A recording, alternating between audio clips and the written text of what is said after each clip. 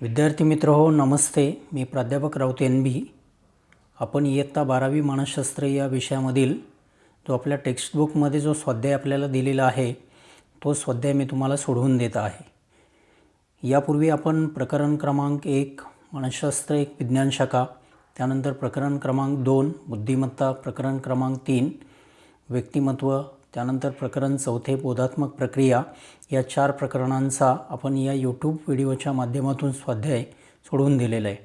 आज आपण त्यापुढे 5वा जो टॉपिक आहे आपला इमोशन्स किंवा ज्याला आपण भावना असं म्हणतो आहे, तर या टॉपिकचा जो स्वाध्याय आहे तो स्वाध्याय आपण आज या ठिकाणी सोडवून देणार आहोत. या प्रकरणाच्या इमोशन्स प्रकरणाच्या पाठीमागे जो आपल्याला दिलेला स्वाध्याय आहे तो स्वाध्याय इथं तुम्हाला स्क्रीनवरती दिसत असेल, तर तो आपण या ठिकाणी वाचतो आहे मी. आणि त्याच्यातली जी विधानं आपल्याला दिलेली आहेत तर ती विधानं वाचून त्या ठिकाणी मी तुम्हाला त्याच्या माध्यमातून त्याची उत्तरं सांगण्याचा प्रयत्न करतो आहे. इथं आपल्याला पहिलं जे विधान दिलेलं आहे त्यामध्ये प्रश्न पहिला दिलेला आहे, कंसातील योग्य पर्याय निवडून विधाने पूर्ण करा. त्यामध्ये पहिलं विधान दिलेलं आहे, टिंबटिंब म्हणजे शारीरिक उत्तेजना, आविर्भावात्मक वर्तन, विचार या सर्वांचे संयोजन होय. आणि यासाठी पर्याय दिलेले आहेत आपल्याला प्रतिसाद, प्रतिक्रिया आणि भावना. यासाठी आपल्याला 3 पर्याय दिलेले आहेत. यामध्ये पहिला पर्याय दिलेला आहे तो म्हणजे प्रतिसाद, दुसरा पर्याय दिलेला आहे प्रतिक्रिया आणि तिसरा भावना. आता याचं जे उत्तर आहे ते आहे भावना. भावना हा शब्द इथे आपण उत्तरामध्ये लिहून त्याला आपण अंडरलाईन करायची असते. तर ते उत्तर लिहून कशा पद्धतीनं पुन्हा वाक्य आपल्याला तयार होऊ शकेल, तर ते वाक्य मी परत तुम्हाला उत्तरासह वाचून दाखवतो आहे.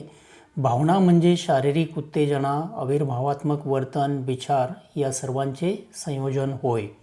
त्यानंतर दुसरं जे विधान आपल्याला दिलेलं आहे त्यामध्ये जेम्स लँगच्या मते प्रथम टिंबटिंब निर्माण होते व नंतर आपण भावना अनुभवतो. आणि त्याच्यासाठी 3 पर्याय आपल्याला दिलेले आहेत, शारीरिक उत्तेजना, भावना आणि तिसरा विचार. आता याचं जे उत्तर आहे या दुसऱ्या विधानाचं ते आहे शारीरिक उत्तेजना. ते आपण तिथे अंडरलाईन केलेलं आहे. आपण हा शब्द जो आहे शारीरिक उत्तेजना तो आपण या विधानामध्ये लिहून त्याला आपण अंडरलाईन करायची आहे. जेम्स लँगच्या मते प्रथम शारीरिक उत्तेजना निर्माण होते व नंतर आपण भावना अनुभवतो. शारीरिक उत्तेजना या शब्दाला आपल्याला अंडरलाईन करायची आहे. त्यानंतर तिसरं जे विधान दिलेलं आहे, भावना या इतरावर नियंत्रण ठेवण्यासाठी टिंबटिंब म्हणून वापरल्या जातात. तर याच्यासाठी जे 3 आपल्याला पर्याय दिलेले आहेत यामध्ये शस्त्र, मार्ग आणि संधी. पुस्तकामध्ये शास्त्र झालेलं आहे, ॲक्च्युली तिथं शस्त्र हा शब्द हवा आहे. तर ते पर्याय आहेत शस्त्र, मार्ग आणि संधी. इथं आपलं जे उत्तर आहे ते आहे शस्त्र. म्हणून हे विधान आपण परत घेतो आहे, भावना या इतरावर नियंत्रण ठेवण्यासाठी शस्त्र म्हणून वापरल्या जातात. शस्त्र या शब्दाला आपल्याला अंडरलाईन करावी लागेल. याच्यानंतर पुढे जोड्या लावाचा प्रश्न दिलेला आहे आपल्याला. जोड्या लावामध्ये अ गट आणि ब गट असे 2 गट दिलेले आहेत. अ गट मी वाचतो इकडे. अ गटामध्ये पहिला आकडा जो आहे तो आहे सुख. त्यानंतर दुसरा आहे पॉल अर्कमन. त्यानंतर तिसरा जो दिलेला आहे तो आहे राग.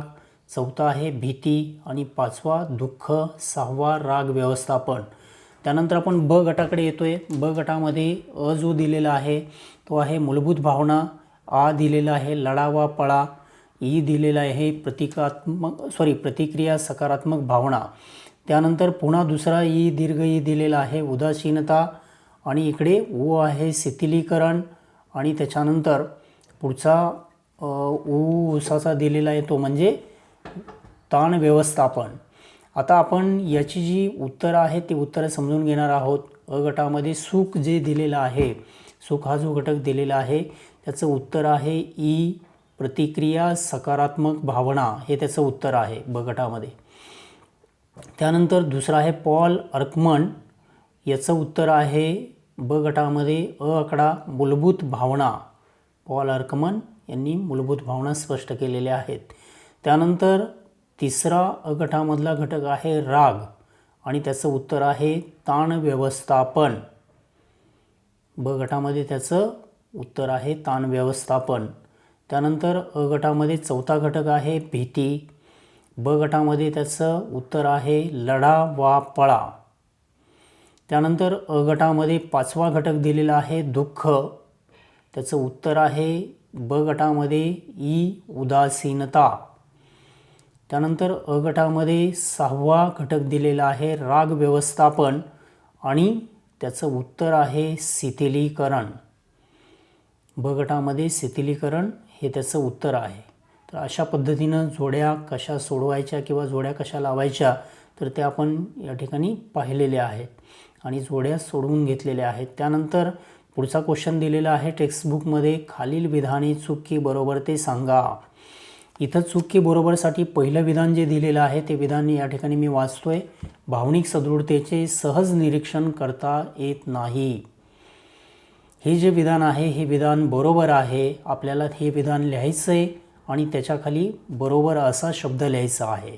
इथं टिकमार्क करायची नाही, त्याला मी जशी केली तशी.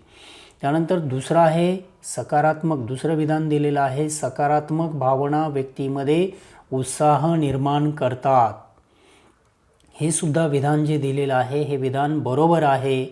सकारात्मक भावना व्यक्तीमध्ये उत्साह निर्माण करीत असतात. त्यानंतर तिसरं जे विधान दिलेलं आहे ते आहे स्वतःच्या हिताचा विचार करणे अपराधीपणाचे वाटले पाहिजे. आणि हे विधान जे आहे हे विधान चूक आहे.